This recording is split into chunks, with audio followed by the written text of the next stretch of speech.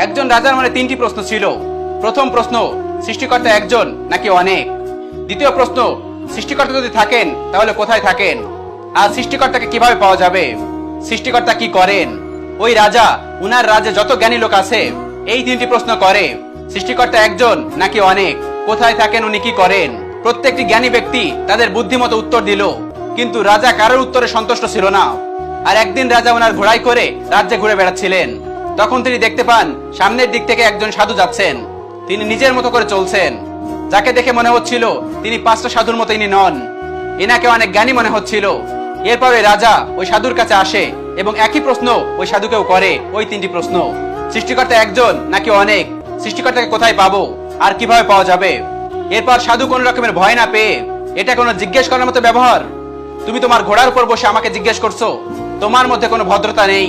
প্রথমে আমার থাকার জন্য একটা জায়গা দাও, আমি একটু বিশ্রাম করি, আমার খাবারের ব্যবস্থা করো, তারপর আমাকে তোমার এই প্রশ্নগুলো জিজ্ঞেস করো।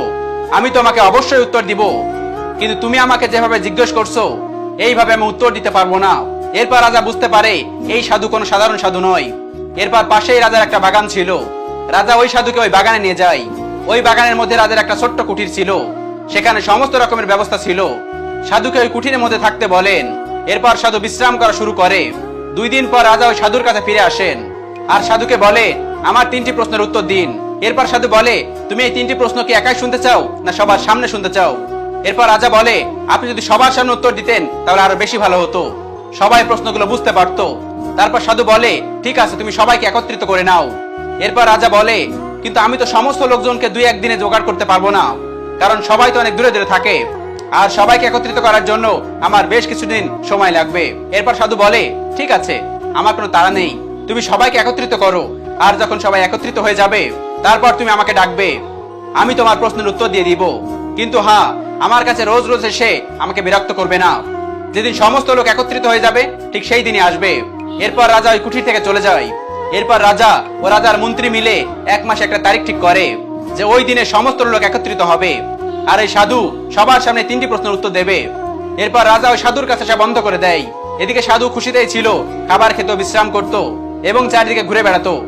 দেখতে দেখতে 1 মাস পার হয়ে যায়, আর সেই দিনটা চলে আসে যেদিন সাধুকে ওই 3টি প্রশ্নের উত্তর দিতে হবে। রাজা ওদের রাজসভা থেকে লোকজনকে পাঠায়, তোমরা যাও আর ওই সাধুকে এখানে নিয়ে আসো। রাজমহলে সবাই উপস্থিত ছিল। এরপর সাধুকে মহলে নিয়ে আসা হলো। সাধুকে বসার জন্য সিংহাসন দেয়, কিন্তু সাধু বলে, আমি সিংহাসনে বসতে চাই না, আমি মাটিতে বসে আপনার সমস্ত প্রশ্নের উত্তর দিতে চাই। এরপর সাধুর কাছে হাত জোড় করে বলে, আমার 3টি প্রশ্ন ছিল, যে 3টি প্রশ্নের উত্তর আপনি আমাকে দেবেন। সাধু বলে, ঠিক আছে, তোমার 3টি প্রশ্ন কি আরেকবার বলো। এরপর রাজা বলে, আমার প্রথম প্রশ্ন, সৃষ্টিকর্তা একজন নাকি অনেক? দ্বিতীয় প্রশ্ন, সৃষ্টিকর্তা কোথায় থাকেন আর ওনাকে কিভাবে পাওয়া যাবে? আমার তৃতীয় প্রশ্ন, সৃষ্টিকর্তা কি করেন? এরপরে সাধু প্রথম প্রশ্নের উত্তর বলে যে, রাজামশাই, আমি তো বেশি পড়াশোনা করিনি, আমি শুধুমাত্র সাধু, আর আপনি তো অনেক পড়াশোনা জানেন, আপনি তো গুনতে জানেন 1 2 3, কিন্তু আমি তো জানি না। এরপর সাধু বলে, রাজামশাই, আপনি এক কাজ করুন, আপনি কিছু সোনার মুদ্রা নিয়ে আসুন, আপনি গুনবেন আর আমি বলবো। রাজা বলল, ঠিক আছে। এরপর একটি থালাতে বেশ কিছু সোনার মোহর নিয়ে আসা হলো। এরপর রাজা গোনা শুরু করে। প্রথমে একটা মোহর হাতে নেয়। এরপর রাজা বলে 1, আর সাধু বলে একদম ঠিক, এবার মোহরটি পাশে রেখে দাও। এরপর দ্বিতীয় মোহরটি হাতে নেয় আর বলে 2। এর পরে সাধু বলে, তুমি মিথ্যা বলছো, দেখো তো তোমার হাতে কটা মোহর আছে, একটা কি দুটো? রাজা বলে, একটাই তো আছে। এরপর সাধু বলে, তাহলে কেন দুটো বলছো? তখন রাজা বলছে, আমরা তো এভাবেই গুনি। এরপর সাধু বলে, ওটা তো লেখা আছে, কিন্তু দেখে তোমার কি মনে হচ্ছে? তখন রাজা বলে, হ্যাঁ, হাতে তো একটাই আছে। তারপর সাধু বলে, তাহলে দুটো কেন বলছো? এরপর রাজা তৃতীয় মোহরটি হাতে নেয় আর বলে 3। তখন সাধু আবার বলে, তুমি আবার মিথ্যা বলছো, তোমার হাতে দেখো কটা মোহর আছে, 3টা নয়, হাতে একটাই আছে। এভাবেই সে একটা মোহর একটাই, কিন্তু যখন গোনা হয় তখন আমরা নিজের মতো করে প্রত্যেকটা মোহরের নাম দিয়ে দিই। এরপর রাজা বলে, ঠিক বলেছেন, হাতে তো সবসময় একটাই আছে, আমি 3 বলি, 4 বলি, 5 বলি, 6 বলি না কেন, হাতে তো সেই একটাই আছে। এরপর সাধু বলে, এভাবেই সৃষ্টিকর্তা একজনই। এরপর রাজা হাত জোড় করে সাধুকে বলে, এমন সমাধান আমি আগে কখনো পাইনি, আমি মেনে নিচ্ছি সৃষ্টিকর্তা কেবলমাত্র একজনই। এরপর রাজা বলে, আমার দ্বিতীয় প্রশ্নের উত্তর দিন, সৃষ্টিকর্তা কোথায় থাকেন এবং কিভাবে পাওয়া যাবে? এরপর সাধু বলে, তোমার এই প্রশ্ন শুনে আমার একটা ক্ষুধা পেয়ে গিয়েছে। এরপর রাজা বলে, কি খেতে চান? এরপর সাধু বলে, আমার জন্য 1 গ্লাস দুধ নিয়ে আসো। এরপর সাধুর জন্য 1 গ্লাস দুধ নিয়ে আসা হলো। এরপর সাধু ওই দুধের মধ্যে একটা আঙ্গুল দিয়ে ঘোলাতে শুরু করলো। এরপর রাজা জিজ্ঞেস করে, আপনি এটা কি করছেন? এরপর সাধু বলে, আমি শুনেছিলাম এই দুধের মধ্যে নাকি ঘি আছে, আমি ভাবছিলাম ওই ঘিটা বের করে আমি খাবো। এরপর রাজা বলে, আপনি কি বোকার মতো কথা বলছেন? দুধের মধ্যে ঘি তো আছে, কিন্তু সেটা তো এইভাবে পাওয়া যায় না। এরপর সাধু বলে, তাহলে কিভাবে পাওয়া যাবে? এরপর রাজা বলে, প্রথমে দুধটাকে জমাতে হবে, দই করতে হবে, তারপর সেটাকে গোলাতে হবে, সেখান থেকে মাখন বের করতে হবে, এরপর মাখন থেকে আগুনে গরম করতে হবে, তারপরে ঘি পাওয়া যাবে। যদিও ঘিটা দুধের মধ্যে আছে, কিন্তু সেটা অত সহজে পাওয়া যায় না।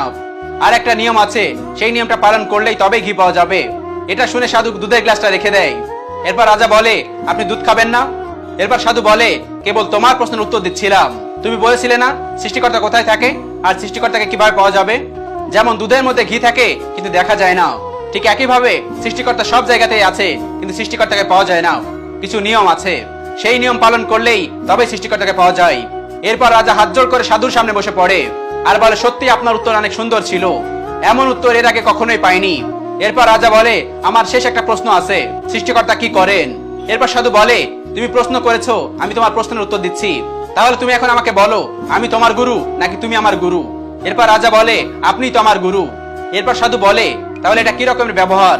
তুমি সিংহাসনের উপর বসে আছো আর আমি মাটিতে বসে আছি। এরপর রাজা বলে, তাহলে আমাকে কি করতে হবে? এরপর সাধু বলে, তুমি সিংহাসন থেকে নেমে এসো, আমি সিংহাসনে বসবো।